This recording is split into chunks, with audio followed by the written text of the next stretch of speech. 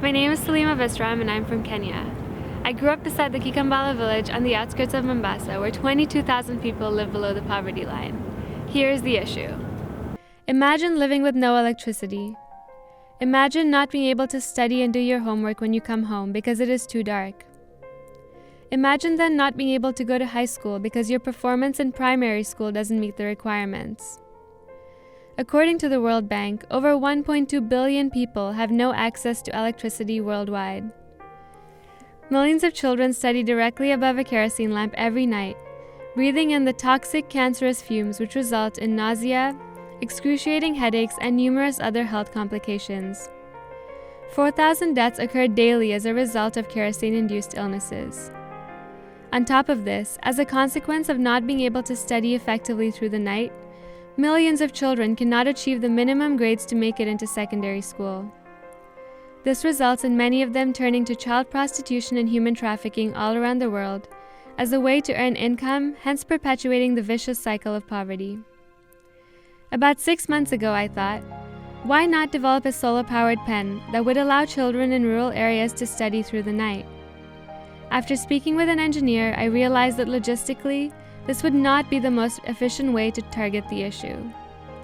Over the past 6 months, I hosted idea jams and thought about everything from a solar-powered hat to a shopping bag to a sticky panel.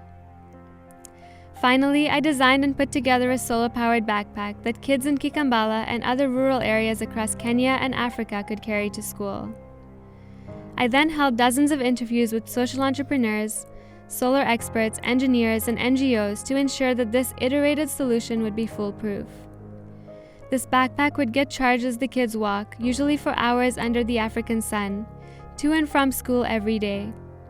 Later on at night, the battery attached to the solar panel on the backpack can be connected to an LED lamp.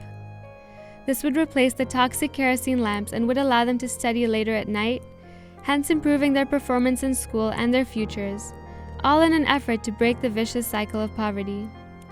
Something that I thought about too was why not just a solar panel? That could be cheaper.